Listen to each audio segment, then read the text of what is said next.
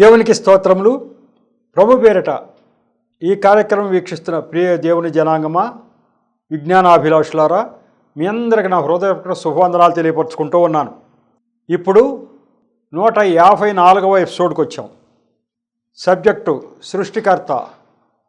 ఇది ప్రవచన్ టీవీ గుడివాడ మరియు మచిలీపట్నం కూడా. ఈ సబ్జెక్టులో వేదాలలో, ఉపనిషత్తులలో, పురాణాలలో యేసు ప్రభువు గురించి ఉంది అన్న విషయాన్ని మరి కొంతమంది పండితులు బయటకు తీసుకురాగా వాటినన్నిటినీ కూడా నేను నా సాక్ష్యంలో రాయటం జరిగింది. అవి కొన్ని మీకు చెప్తూ వస్తున్నా. మొట్టమొదటగా ఒక శ్లోకం అయితే చెప్పేసుకున్నాం. అది ఋగ్వేదంలో గాయత్రి మంత్రం అంటారు, దాన్ని చెప్పేసుకున్నాం. అది ఒక నంబర్ 1 శ్లోకంగా మనం భావించుకుందాం. ఇక వేరే శ్లోకాలు కూడా చెప్తాను. ఇంకా దానికి నేను నంబర్ ఇవ్వలేనివి కూడా కొన్ని శ్లోకాలు రాశాను, అవి కూడా మీకు చెప్తాను. ఎందుకంటే మీకు చెప్పాను కదా ఎన్ని గ్రంథాలు రిఫర్ చేశాను, ఎన్ని గ్రంథాలు చదివాను చెప్పాను కదా. మరి ఆ గ్రంథాల ద్వారా నాకు గ్రహించినటువంటి జ్ఞానం అంతా కూడా మీ ముందుకు తీసుకొస్తున్నాను. మీరైతే బాగా నిక్షిప్తం చేసుకోండి. ఈ మెసేజ్లు వింటున్న మీరు మరి సేవ్ చేసుకుని ఎవరెవరికి పంపాలో కూడా పంపండి, భద్రం చేసుకోండి. ఈ జ్ఞానం బాగా అవసరం. ఎందుకంటే ఈ యొక్క వేదాల్లో ఉన్నటువంటి ఈ యొక్క జ్ఞానం ఇప్పుడు హిందువులకి తెలియదు, క్రైస్తవులకి తెలియదు, వేరే ఇంకెవ్వరికీ తెలియట్లా. ఎందుకు? క్రైస్తవులకేమో దాని అవసరం లేదు, కానీ హిందువులకు అవసరం ఉంది, కానీ చెప్పట్లే ఎవరు. కాబట్టి ముందుగా నిజమైన దేవుడిని ఎరిగినటువంటి క్రైస్తవులుగా మనకి తెలిసి ఉంటే మనం ఎప్పుడైనా చెప్పడానికి వీలవుతుంది. దేవుడి ఆజ్ఞ ప్రకారం మనం అనేక మందికి చెప్పాలి కాబట్టి మనం చెప్తూ ఉంటాం. ఆ బాధ్యత మన మీద ఉంది కాబట్టి మనమైతే నిక్షిప్తం చేసుకుంటే ఎవరికైనా మనం చెప్పడానికి వీలవుతుంది. ఇకపోతే 108 ఉపనిషత్తులు అని చెప్పాను. అంటే వేదాలలోంచే కొన్ని భాగాలు తీసుకుని ఉపనిషత్తులని వాటిని వివరించి రాశారనమాట. ఆయన బృహదారణ్యకోపనిషత్తు అనేటువంటి ఉపనిషత్తులో యాజ్ఞవల్క్య మహర్షి ఒక శ్లోకం రాశాడు. ఇవి పుక్కిటి పురాణాలు లేకపోతే కల్పితాలు కావండి. ఎందుకంటే మహర్షి పేరు తర్వాత ఉపనిషత్తు ఉన్నాయి. ఆ బృహదారణ్యకోపనిషత్తు దాంట్లో ఈ మాటలు ఉన్నాయి కాబట్టి ఉన్న మాటలే. కాబట్టి పైగా అదేదో కల్పిత కథలకు సంబంధించి కానీ ఏదో విగ్రహాలకు సంబంధించినట్టుగా ఉండవు. ఇవి ఆత్మీయ సంబంధమైనటువంటి ఆహారం. మనకి ముందుకు చెప్పాను కదా, గాయత్రి మంత్రం అంటే ఏముంది దాంట్లో? వెలుగు రూపంలో ఉన్నటువంటి దేవ మా బుద్ధులను సరిచేయ అన్నాం. కాబట్టి ఇక్కడ ఉన్నటువంటి ఏ దేవుళ్ళ దేవతలకు సంబంధం కాదు అది. అట్లాగే అసతోమా సద్గమయ తమసోమా జ్యోతిర్గమయ మృత్యోర్మా అమృతంగమయ ఓం శాంతి ఓం శాంతి శాంతి అనేది ఈ శ్లోకం. యాజ్ఞవల్క్య మహర్షి చేత దేవుడు ఆత్మతో నింపబడినటువంటి ఆయన ఈ బృహదారణ్యకోపనిషత్తులో ఈ మాట రాశాడు. మేము కూడా పూజలు చేసేప్పుడు, నేను ఒకప్పుడు హిందువు కాబట్టి అప్పుడు ఈ మంత్రాలు ఈ శ్లోకాలు మేము చదువుతూ ఉండేవాళ్ళం. ఇటు అర్థం ఏంటో మట్టుకు నిజంగా మాకు తెలియదు. నాకు తెలీదు. ఆ గాయత్రి మంత్రం చదివేవాడిని, దాని అర్థం తెలియదు. ఈ మాటలు కూడా చదివేవాడిని నేను, కానీ వీటి అర్థం ఏంటో తెలియదు. ఇప్పుడు దీని అర్థం ఏంటని బయటికి తీసుకొచ్చిన తర్వాత దేవా ఫస్ట్ అసతోమా సద్గమయ అన్నాం. దాని అర్థం అసత్యములో నుండి సత్యములోనికి మమ్మల్ని నడిపించయ్యా అన్నాం. ఇది ఫస్ట్. అసతోమ అంటే అసత్యం, సద్గమయ సత్యము, అసత్యంలోని సత్యంలోని. ఈ మాటలు ఎందుకు రాస్తాడు? దేవుడు ప్రేరణ కానీ దేవుడు ఆత్మ కానీ ఆయన మీద లేకపోతే అసత్యంలోంచి సత్యంలోనికి నడిపించాయి అంటున్నాడే. మనం ఇక్కడ అసత్యంలో ఉన్నామా అని ఎవరైనా ఒప్పుకుంటారా? మనం ఏదో చేస్తూ ఉంటాం, ఏదో దేవుళ్ళు పూజలు చేస్తాం. ఇదంతా అసత్యం అని మనకు తెలుసా? తెలిస్తే చేస్తామా? కానీ ఈయన ఏమంటున్నాడు? అసత్యంలో ఉన్నాం మేము తప్పు మార్గాల్లో ఉన్నాం అంటున్నాడు ఈయనే. మేము తప్పు మార్గంలో ఉన్నామయ్యా, మంచి మార్గంలోకి తీసుకెళ్ళు అంటున్నాడు. అది మనిషి రాసినట్టు ఉందా? ఇది దేవుడు ఆత్మ సంధించకపోతే రాస్తాడు ఎవరైనా? నేను తప్పుడు మార్గంలో ఉన్నానయ్యా, మంచి మార్గంలో రా అంటున్నాడు. అసత్యంలో ఉన్నాం, మాకు సత్యం కాందేదో దాంట్లో ఉన్నాము. సత్యంలోకి మమ్మల్ని, నిజమైన దేవుడిలోకి మమ్మల్ని మళ్ళించు అంటున్నాడు. అంటే అబద్ధమైన దేవుళ్ళ దగ్గర ఉన్నామని అంటున్నాడు. ఎవరైనా మేము అబద్ధమైన దేవుళ్ళ దగ్గర ఉన్నామండి అంటారా? ఈయన అంటున్నాడంటే అర్థం ఏంటి? ఆత్మ, దేవుడు ఆత్మ చెప్తుంది అబద్ధమైన దేవుళ్ళ దగ్గరలోంచి నిజమైన దేవుళ్ళ దగ్గరకు నడిపించండి, అసత్యములోంచి సత్యములోనికి నడిపించుము. నెక్స్ట్, తమసోమా జ్యోతిర్గమయ. అది ఏంటంటే చీకటిలోంచి వెలుగులోనికి మమ్మల్ని నడిపించయ్యా. అంటే చీకట్లో ఉన్నామని ఒప్పుకుంటున్నాడు. చీకట్లో ఉన్నామయ్యా, వెలుగులోకి మమ్మల్ని నడిపించయ్యా అంటున్నాడు. అంటే అక్కడ అర్థం ఏంటి? దేవుడి యొక్క ఆత్మ సంధించబడిపోతే ఎవడన్నా నేను చీకట్లో ఉన్నాను, నేను అసత్యంలో ఉన్నాను అని చెప్తామా? చెప్పంగా, తప్పు రైటో మంద రైట్ అంటాంగా. అన్నాడు, నేను చీకట్లో ఉన్నాను, నన్ను వెలుగులోకి రండి. మృత్యోర్మా అమృతంగమయ అన్నాడు. ఇది చూడండి, మరణం నుంచి జీవంలోనికి నడిపించయ్యా అన్నాడు. మేము మరణంలో ఉన్నాం, జీవంలోకి నడిపించయ్యా అని అంటున్నాడు. అంటే అర్థం ఏంటంటే మరణం అంటే మన ఆత్మ నరకంలోకి వెళ్ళిపోతుంది, అది మనకు తెలిసిపోతుంది. మరణంలో ఉన్న జీవంలోకి, నిత్య జీవంలోకి. జీవం అంటే ఎక్కడ? దేవుడి దగ్గర, పరలోకం. నరకంలోంచి మనం నరకంలోకి వెళ్ళిపోతాం, సిద్ధంగా ఉన్నాం. ఈ నరకంలోంచి ఆ యొక్క పరలోకంలోకి నడిపించయ్యా అన్నాడు. ఎన్ని ఒప్పుకుంటున్నాం, ఏమనంటున్నాం? ఫస్ట్ పాయింట్, నేను అసత్యంలో ఉన్నాను, నేను చీకట్లో ఉన్నాను, నేను మరణంలో ఉన్నా. అంటే ఏంటి? నేను దేవుడు కాని దాన్ని దేవుడు అనుకుంటున్నా ఫస్ట్. అట్లాగే మేము చీకట్లో ఉన్నాము, అలాగే ఈ యొక్క నరకానికి వెళ్ళిపోతా సిద్ధంగా ఉన్నాము. మమ్మల్ని అయితే మమ్మల్ని కాపాడండి అయ్యా అని దాంట్లో ఆ శ్లోకం యొక్క అర్థం. ఇది మానవ మాతృడుగా మునిగి మామూలుగా రాసింది అవుతుందా? ఇది కల్పిత కథ అంటామా? అట్లా ఎందుకు రాస్తాడు కల్పిత కథ అని? ఏదో హరికథ, ఏదో కథలు అల్లేస్తాడు. కానీ కల్పిత కథలు అంటే ఏదో కథలు అదట్ట ఇది ఎట్లా అని కథలు అల్లేస్తారు. కానీ అట్లాంటి కథలు చాలా ఉన్నాయి. కథలు అల్లేస్తారు. కానీ ఇట్లా నేను చీకట్లో ఉన్నాను, నేను అసత్యంలో ఉన్నాను, నేను నరకంలో పోతున్నాను, నన్ను రక్షించాయా అని ఎవరైనా అంటారా? దేవుడు ఆత్మచేత. కాబట్టి ఖచ్చితంగా దేవుడు ఆత్మచేత నింపబడి రాశారు. మన ప్రవక్తల నోటి ద్వారా పలికినట్టుగానే, ఎక్కడ ఇజ్రాయేల్ ప్రజలను ఏర్పరచుకున్న తర్వాత ప్రవక్తల నోటి ద్వారా దేవుడు పలికినట్టుగానే భారతదేశం యొక్క ప్రజల్ని ఆయన స్వాస్థ్యంగా ఎంచుకోకపోయినప్పుడు ఆయన మునుల నోటి ద్వారా, ఆయన మునుల్ని ప్రవక్తలుగా ఏర్పాటు చేసుకుని ఆ నోటి ద్వారా సత్యం ఏదో బయటికి రప్పించాడంతే, ప్రవచనాలు పలికించాడంతే. దాని ప్రకారం మనం ఆలోచించుకోవాలి. ప్రవక్తలు చెప్పినప్పుడు కూడా, ఇజ్రాయేల్ ప్రవక్తలు చెబుతుంటే కూడా ఎవరు ముందుగా నమ్మల. అది జరిగిన తర్వాత అమ్మో ఇది నిజమే అని తెలిసిన తర్వాత ఈయన ప్రవక్త దేవుడే ఈయన నోటి ద్వారా పలికించాడు అప్పుడు అనుకున్నారు. ముందుగా ఇది ఎట్లా జరుగుతుందో అనుకుంటారు. అది జరిగిపోయిన తర్వాత ఈయన ప్రవక్త అని గ్రహించడం జరిగింది. అట్లా ఇప్పుడు వీళ్ళందరూ కూడా మునుల నోటి ద్వారా వచ్చినాయి. ఈ మునుల ద్వారా నోటి ద్వారా వచ్చిందంతా దేవుడే పలికిచ్చాడని మనకి దరిమిలా అసలు సృష్టికర్త ఎవరో తెలిసిన తర్వాత ఈ యొక్క భారతదేశంలో మునుల నోటి ద్వారా పలికించబడిన ఈ శ్లోకాలన్నీ దేవుడే వాళ్ళ నోటి ద్వారా పలికించాడు. వీళ్ళని ఆ రోజుల్లో ఒక ప్రవక్తల్లాగా ఆయన భావించి వాళ్ళంటే ఇష్టపడి వాళ్ళ నోటి ద్వారా నిజాలని బయటికి రప్పించాడు. అది మనం గ్రహించడం జరుగుద్ది. దీన్ని బట్టి సృష్టికర్త దేవుడిని ఈ ఋషి ఎంత దీనత్వంతో వేడుకుంటున్నాడు, ఆ తర్వాత ఆత్మ చేత సంధింపబడి ఎలా రాశాడో మనకు అర్థం. మరి బైబిల్ గ్రంథం చదివిన తర్వాత వీటన్నిటికీ ఆన్సర్ దొరికిందా లేదా? దొరకలేదా? దొరికింది. ఏమని బైబిల్ గ్రంథంలో యోహాను సువార్త 14:6 చెప్తాడు. ఏమంటాడు ఆయన? నేనే ఇప్పుడు సత్యం అన్నాడు కదా, నేనే జీవం అంటున్నాడు కదా ఆయన. నేనే సత్యం, నేనే మార్గము, నేనే జీవం. వీటికి ఆన్సర్ వచ్చిందా రాలేదా? ఇది ఈనాడో అసలు ఈ బైబిల్ అంటే ఏంటో, బైబిల్ గ్రంథం ఏంటో తెలియని ఒక దేశంలో ఒక ముని చేత దేవుడు రాయించాడు. సాక్షాత్తు దేవుడు యేసు ప్రభు రూపంలో వచ్చిన తర్వాత ఆయన చెప్పాడు, ఆయన నేనే సత్యం, నేనే మార్గం, నేనే జీవం అన్నాడు. ముందు అసత్యంలోంచి సత్యంలోనికి నడిపించాయా అని ఇక్కడ ప్రార్థన చేశాడే. మరి ఆ సత్యం ఏదో ఎవరు చెప్పారు? దేవుడు వచ్చి ఇదిగో నేను సత్యం అబ్బాయి అన్నాడు. చీకట్లోంచి వెలుగులోకి నడిపించాయా అన్నారు కదా, ఇది నేనే ఆ యొక్క సత్యము మార్గం అని అన్నాడు కదా, ఇది. అలాగే మరణంలోని జీవం చెప్పాడు కదా, నేనే మార్గము, సత్యము, జీవం. ఈ 3 పాయింట్లుకి ఆన్సరు దేవుడు చెప్పాడు. అంటే ఆ ముని చేత అడిగించింది దేవుడే, మళ్ళీ ఆయన వచ్చిన తర్వాత ఇదిగో అయ్యా నేను అని బయలుపరుచుకోవటం ఆయన ద్వారా జరిగింది. ఇకపోతే మనుస్మృతిలో ఈ క్రింది శ్లోకం రాయబడి ఉంది.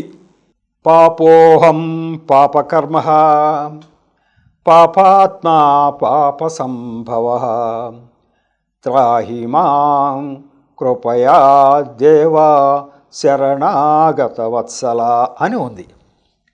పాపోహం పాపకర్మ అన్నాడు. హం అంటే నేను పాపిని, పాపకర్మ పాపకర్మలు చేయటం ద్వారా నేను పాపినబ్బా అండి అన్నాడు. నేను పాపిని, పాపం చేస్తున్నాం. పాపాత్మ పాప సంభవ, నా ఆత్మ పాపము కలది, ఆత్మచేత నేను పాపం సంభవించింది. నాకు నా ఆత్మ అంటే పూర్వీకుల నుంచి సంక్రమించుకుంటూ వచ్చింది. త్రాహి మాం కృపయా దేవా శరణాగత వత్సల అని ఉంది. అంటే నేను పాపం నందే జన్మించితిని కాబట్టి శరణుచొచ్చిన వారి యందు దయగల దేవా నీ కరుణ చేత నన్ను రక్షింపు. ఆ మాట యొక్క అర్థం అదే. త్రాహి మాం కృపయా దేవా శరణాగత వత్సల, శరణుచొచ్చిన వారి యందు దయగల దేవా కరుణ చేత నన్ను రక్షింపుము అని ఉంది. ఇప్పుడు ఆయన ఏమంటున్నాడు? నేను చేసే కర్మల ద్వారా నేను పాపిని అంటాడు. ఇప్పుడు కూడా చాలామంది అంటుంటారు, చాలామంది హిందువులు అంటుంటారు, మీరంతా ఏంటి క్రైస్తవులు, నేను పాపిని నన్ను క్షమించు అని ప్రార్థనలు చేస్తారు. ఎందుకు పాపులు అవుతారు? మేమంతా పాపులు అని మేము అనాయా అంటారు. ఎవరన్నారు ఇక్కడ నేను పాపిని అని? మనం అన్నామా? వారి గ్రంథంలో మనుస్మృతిలో వారి ఋషుల ద్వారా రాయించాడు దేవుడు. నేను పాపిని అన్నాడు. ఎట్లా? మేము చేసే పనుల వల్ల. అలాగే ఆత్మసంభవ, పోనీ నేనేం పాపం చేయలేదు, పుట్టిన కాడి నుంచి అంత చక్కగా ఉంటున్నాను, అయినప్పటికీ మన మీద ఒక పాపం ఉంది, జన్మతహా వచ్చింది, మన ఆది తల్లిదండ్రుల దగ్గర నుంచి అది సంక్రమిస్తూ వచ్చింది అని చెప్పి ఈ ఋషి చెప్తున్నాడు. ఆయన నోటి ద్వారా దేవుడు పలికిస్తున్నాడు. కాబట్టి నేను రెండు రకాలుగా పాపిని, నేను చేస్తున్న దానివల్ల నా పూర్వీకుల నుంచి వచ్చిన ద్వారా నేను పాపిని. కాబట్టి శరణుదొచ్చిన వారి యందు దయగల ఓ దేవా, కృపగల దేవా, మీ యొక్క శరణు కోరుకుంటున్నాను, నన్ను రక్షింపు అని అంటున్నాడు. ఎంత చక్కగా ఉంది ఈ శ్లోకం. ఈ శ్లోకాలను బైబిల్ గ్రంథంలో నుంచి మనం తీసుకున్నామా? కాదు కదా. కాబట్టి ఈ పాపాత్మ పాప ఈ ఉండబట్టే కదా మరి యేసు ప్రభు నరరూపంలో వచ్చి ఆయన మన పాపాలన్నీ ఆయన మీద వేసుకుని ఆ శిలువయాగం చేశాడు. ఒక ముని ఈ రకంగా అడుగుతున్నాడు, నేను పాపాత్మున్నయ్యా, రెండు రకాల పాపం చేత నన్ను రక్షించు అన్నాడు. మరి రక్షించడానికి ఆయన అనుకున్న దేవుళ్ళు ఎవరైనా ఎప్పుడైనా వచ్చి ఇదిగో నువ్వు ఇట్లా అడిగావు, నీ పాపాలన్నీ నేను క్షమిస్తున్నాను, దానికి విరువుడుగా నేను ఈ పని చేశానని ఎక్కడైనా ఎవరైనా చేశారా, చెప్పారా? లేదు. యేసు ప్రభు వారు వచ్చి ఇదిగో అయ్యా నువ్వు అడిగావుగా పాపాత్ముని నన్ను రక్షించాలంటే ఊరికే అవుతుందా? నీ పాపం నీ శిక్ష నువ్వన్నా అనుభవించాలి, లేకపోతే ఇంకొకళ్ళన్నా అనుభవించాలి. ఆ శిక్ష నేనే అనుభవిస్తున్నా కాబట్టి నిన్ను రక్షిస్తున్నా అన్నాడు. మనం అడిగినందువల్ల రక్షించిన ఆయన బైబిల్ గ్రంథంలో దేవుడు. కాబట్టి ఆయనే దేవుడు, కానీ ఇంకా ఎవరు రక్షించిన వాళ్ళు దేవుళ్ళు ఎట్లా అవుతారు? ఆ రకంగా మనం ఈ యొక్క గ్రంథాల్లో దేవుడి ఆత్మచేత ప్రేరణ చేత చక్కని ఈ యొక్క శ్లోకాలను రాయబడినని అర్థం అవుతూ ఉంది.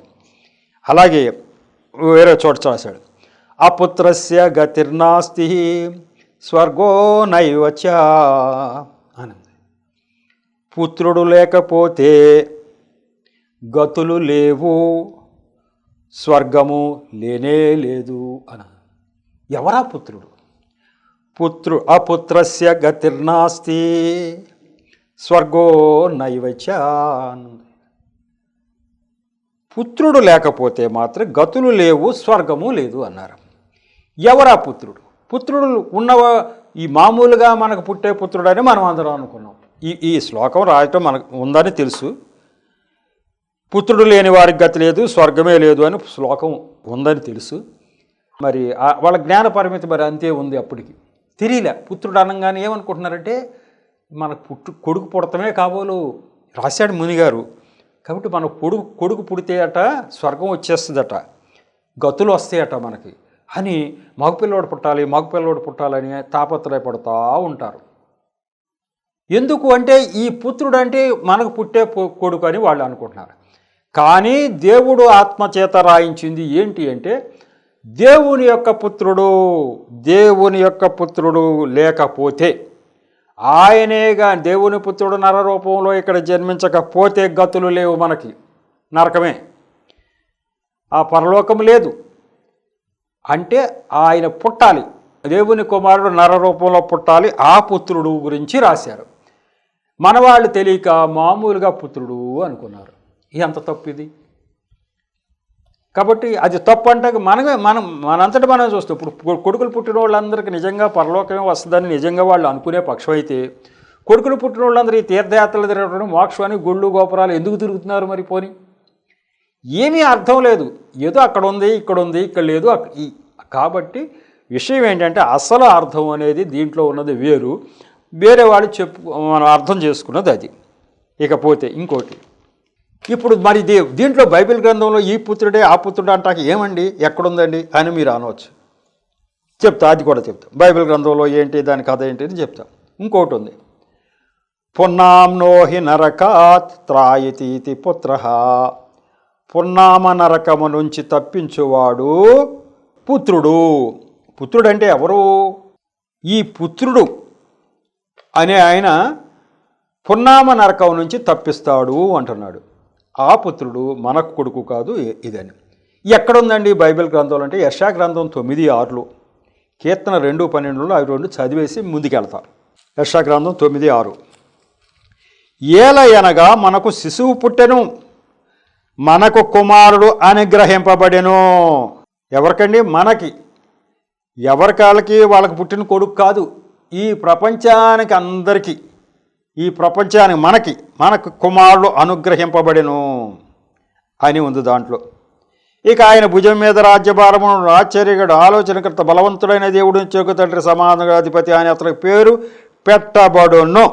అది ఆయన అటువంటి దేవుడు. ఆ కుమారుడు మనకి పుడుతున్నాడు. ఇప్పుడు కుమారుడు అన్నమే ఈ కుమారుడు అని బైబిల్ గ్రంథంలో ఈ వచనం ద్వారా తెలుస్తుంది.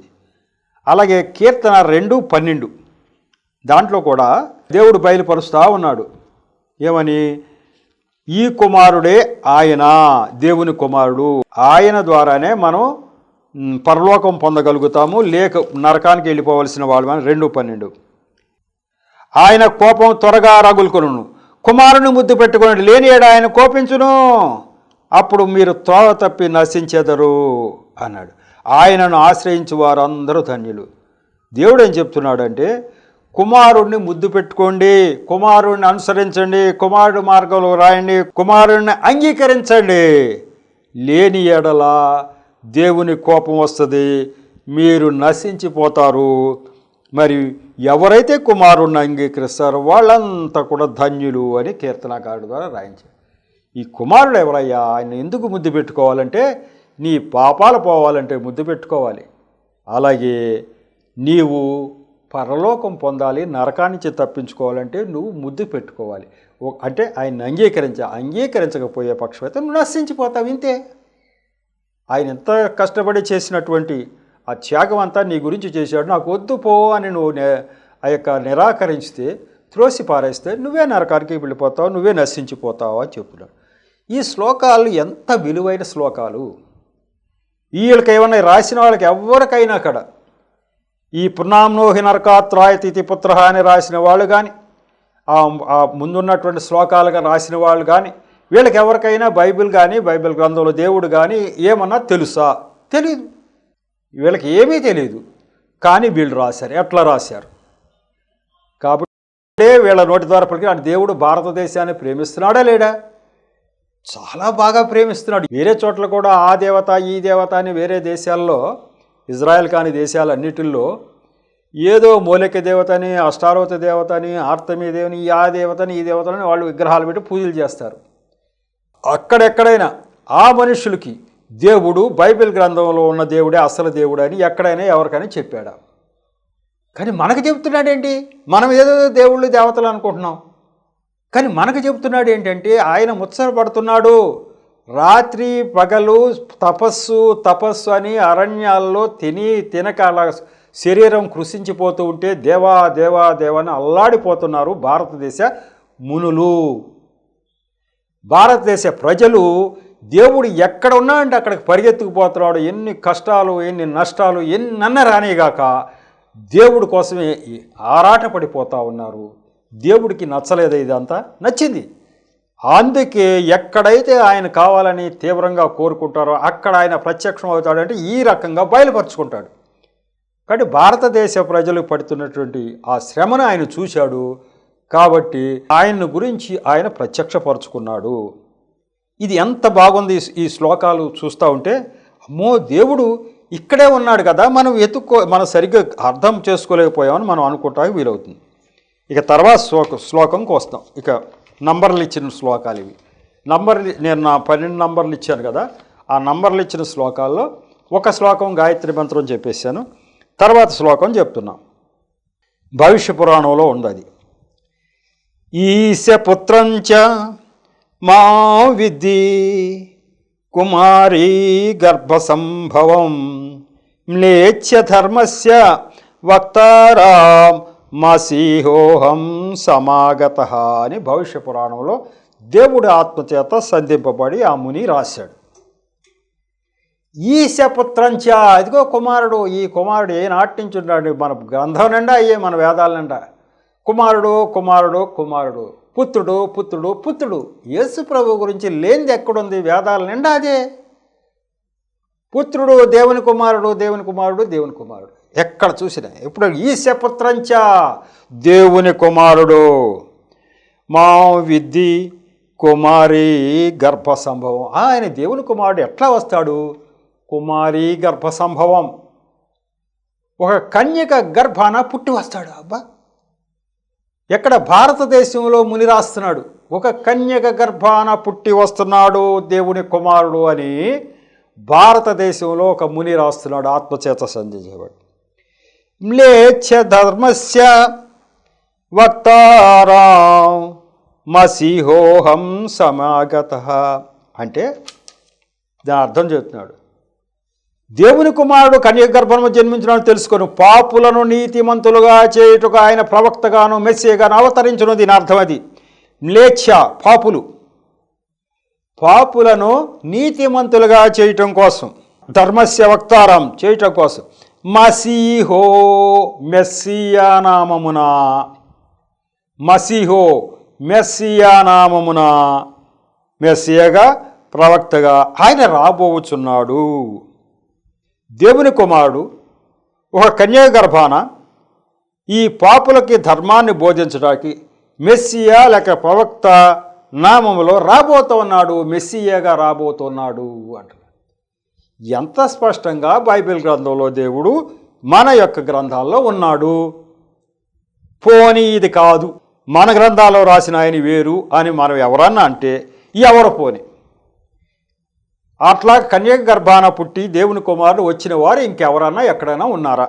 మన గ్రంథాల ప్రకారం వచ్చి వాళ్ళు మెస్సియా అనే పేరుతో ఈ యొక్క పాపులందరినీ కూడా మరి పవిత్రపరిచి, అంతే కదా, చేశాడు ఎవరన్నా? ఆ పాపులను పవిత్రపరచాలంటే ఏదో దానికి క్రయధనం చెల్లించాలి, ఆ ధనం చెల్లించాడు ఎవరన్నా? ఎవరు లేరే. కాబట్టి ఈ గ్రంథంలో రాయబడినటువంటి ఈ శ్లోకం ఎంత అద్భుతమైన శ్లోకమో మీరు అర్థం చేసుకోండి. ఈ శ్లోకం ద్వారా భారతదేశంలో దేవుడు ప్రత్యక్షపరుచుకున్నాడా లేడా? సృష్టికర్త అయిన దేవుడు బైబిల్ గ్రంథంలో దేవుడు తనను తాను ప్రత్యక్షపరచుకోవటం జరిగిందా లేదా? అదేంటండి, బైబిల్ గ్రంథంలో దేవుడు కదా, మనకెందుకు ప్రత్యక్ష? ఆయన చెప్పాడు, బైబిల్ గ్రంథంలోనే చెప్పాడు.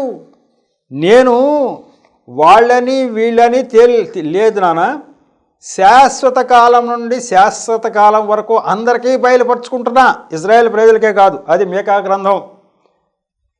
గ్రంథంలో చెప్తాడు. 5వ అధ్యాయం 2వ వచనం మీకా గ్రంథంలో. ఆయన వాళ్ళని వీళ్ళని భేదం లేదు బాబు, నేను అనాది కాలంగా అందరికీ నేను సమానంగానే నేను ఎవరో చెప్తున్నా. అదేంటండి ఇజ్రాయేల్ ప్రజలకే చెప్తున్నారు, మాకు మిగతా వాళ్ళకి చెప్పలేదు అంటారా మీరు? నో, నేను అందరికీ చెప్తున్నాను అబ్బాయి అన్నాడు. ఎక్కడ చెప్పారు? మీకా గ్రంథం 5:2. బెత్లెహేము ఎఫ్రతా, యూదావారి కుటుంబంలోని స్వల్ప గ్రామమైనను నా కొరకు ఇజ్రాయేలులను ఎలబోవాడు నీలో నుండి వచ్చును. పురాతన కాలము మొదలుకొని శాశ్వత కాలము ఆయన ప్రత్యక్షమగుచుండెను. ఇజ్రాయెల్ ప్రజలకు ఆ వచనంలో మొదటి భాగం ఏంటి? బెత్లెహేమ్ అనే ఊరిలో నేను వస్తున్నానబ్బా అని చెప్తున్నాడు. ఎవరు? ఈ మేకా యొక్క ప్రవక్త ద్వారా. మేకా ఎప్పుడండి? ప్రభువుకు ముందు 742 సంవత్సరాల క్రితం. యెషయా, మేకా వీళ్ళంతా 740 సంవత్సరాల క్రితం వాళ్ళు. యెషయా కుమారుడు పుడతాడు, కన్యక గర్భాన్ని పుడతాడని చెప్పాడు. ఈయన ఏం చెప్పాడంటే ఆ పుట్టేది కూడా బెత్లెహేంలో పుడతాడు అబ్బాయి అని చెప్పేశాడు. అట్లా చెప్తూ ఆయన ఇప్పుడు చెప్పటమే కదా, యెషయా గారి ద్వారా, మేకా ద్వారా ఇప్పుడు చెప్పటమే కదా, ఎప్పుడు నుంచి చెప్తున్నాడంటే ఆయన పురాతన కాలం మొదలుకొని ఈ ప్రవక్తల కంటే ముందే పురాతన కాలం మొదలుకొని శాశ్వత కాలం ఆయన ప్రత్యక్షమగుచుండెను. అదిగో అదే భారతదేశంలో మునువులు చెప్పటం అన్నమాట. పురాతన కాలం నుండి కూడా చెప్తూనే వస్తున్నాడు. ఆ వరవడిలో ఇక్కడ ఈ యెషయాకి, మేకాకి చెప్పాడు. ఏనాటి నుంచో ఎన్నో చోట్ల చెప్తున్నాడు. ఇది ఒకటి అన్నాడు. ఈ బైబిల్ గ్రంథంలో చెప్పడమే ఒకటే కాదబ్బాయి, పురాతన కాలం నుంచి చెప్తున్నాడు. ఆ పురాతన కాలం నుంచి ఎవరికి చెప్పాడు, ఎప్పుడు చెప్పాడు? భారతదేశం మునులకు చెప్పాడు. అంతకంటే ముందే కదా, ప్రభు కంటే ముందు 740 సంవత్సరాల క్రితం వీళ్ళు చెప్తుంటే అంతకంటే చాలా ముందు కదా, అంతకంటే 1000 సంవత్సరాల ముందు సుమారు భారతదేశంలో మునులకి ఈ శ్లోకాలు రాయించాడు దేవుడు. కాబట్టి పురాతన కాలం మొదలకుండా నేను చెప్తూనే ఉన్నానబ్బాయి అన్నాడు. ఇక్కడ చెప్పాడు. నిజంగానే కన్యక గర్భాన పుడతాడని ఇక్కడ యెషయా గారు చెప్పకముందే ఇక్కడ చెప్పేశాడుగా. ఆ బైబిల్ గ్రంథంలో యెషయా గారు చెప్పినప్పుడే కన్యక గర్భాన పుడతాడని మనకు తెలుస్తుంది. అంతకంటే ముందే ఇక్కడే చెప్పేస్తున్నాడు కదా. ఈశపుత్రత్య మావిధి కుమారి గర్భ సంభవం అన్నాడుగా. కన్యక గర్భాన పుడతాడు దేవుని కుమారుడు అని చెప్పేశాడుగా ఇక్కడ. అది పురాతన కాలం వల్ల నేను చెప్తూనే ఉన్నాను అబ్బాయి, సరిగ్గా నువ్వు అర్థం చేసుకోవట్లా, నువ్వు చూసుకోవట్లా. దేవుడు చెప్తున్నాడు, ఆయన తప్పేముంది, నేను అన్ని చోట్ల చెప్తూనే ఉన్నాను అంటాడు. కాబట్టి ఇప్పుడు ఈ వచనం ద్వారా మనకు అర్థమైపోయింది కదా, పురాతన కాలం నుంచి నేను బయలుపరచుకుంటున్నాను. ఆ ఎక్కడ పురాతన కాలం నుంచి బయలుపరిచాడు అంటే ఇక్కడ బయలుపరిచాడు, భారతదేశంలో. ఇక తర్వాత శ్లోకానికి వెళ్దాం. అది భవిష్య పురాణం ఉందే. ఈశమూర్తి ప్రాప్త నిత్యశుద్ధ సువాకారి ఈశామసి ఇత్యకమాం నామ ప్రతిష్ఠ అన్నాడు. దీని అర్థం ఏంటంటే నిత్యుడు, పరిశుద్ధుడు, దయామయుడకు దేవుడు నా హృదయంలో ఉంటాడు. ఈ విధంగా నా పేరు ఈశామసీహ్ అనగా యేసు మెస్సీగా ప్రతిష్ఠించబడింది అని చెప్పి భవిష్య పురాణంలో చెప్తున్నాడు. యేసు మెస్సీగా నా పేరు పెట్టుకుని నేను వస్తున్నానబ్బాయ్ అన్నాడు. ఎట్లా వస్తున్నా అంటే దేవుడి యొక్క ఆత్మతో నిండి ఉన్న దేవుడు, యెహోవా దేవుడు, నిత్యుడు, పరిశుద్ధుడు, దయామగుడు దేవుడు నా హృదయంలో ఉండి నేను ఈశామసీహ్ అనే పేరుతో కుమారుడుగా రాబోతున్నాను అన్నాడు. యేసు మెస్సీగా నేను రాబోతున్నా దేవుని యొక్క ఆత్మతో అని ఈ యొక్క భవిష్య పురాణంలో ఈ మాట చెప్పబడింది. ఈ శ్లోకం బట్టి మరి భారతదేశంలో దేవుడు ఎంతగా ప్రేమించకపోతే ఇంత చక్కని మాటలు చెప్తా ఉన్నాడు. కాబట్టి ఇంకా తర్వాత శ్లోకాలకు వెళదాం. ఇప్పుడైతే ఈ సమయం అవుతా ఉంది కాబట్టి ఈ యొక్క ఎపిసోడ్ని ఇంతటితో ముగించుకుందాం. దేవుడి యొక్క మాటలను దీవించునుగాక. చిన్న ప్రార్థన చేసి ముగిస్తా. కృపగల దేవా, మహాపరిశుద్ధుడా, ప్రేమగల తండ్రి, ప్రభువా, మీకు వందనాలు స్తోత్రాలు చెల్లించుకుంటున్నాను తండ్రి.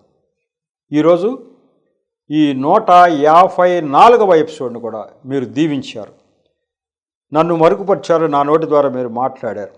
అంతేకాకుండా ప్రభువా, ఈ యొక్క శ్లోకాల్లో ఉన్న అర్థాన్ని గ్రహించే శక్తిని మీ ప్రియబిడ్డలకి, వీక్షకులకి మీరు దయచేసి ఆశీర్వదించినందుకు వందనాలు స్తోత్రాలు. ఈ జ్ఞానాన్ని ఉపయోగించుకుని అనేక మంది అజ్ఞానంలో ఉన్న వారికి ప్రభువా ఈ వెలుగులోకి నడిపించడానికి వారికి తగిన ప్రేరణ కలగజేసి ఆశీర్వదించండి. నిరంతరము మీ కృప మా అందరి మీద మెండుగా ఉంచి దీవించి ఆశీర్వదించమని మా ప్రభువును రక్షకుడైన యేసు నామములో పరమంతుడిని ప్రార్థించి వేడుకుంటున్నా తండ్రి, ఆమెన్. మరొకసారి మీ అందరికీ నా హృదయపూర్వక శుభవందనాలు తెలియజేస్తాను.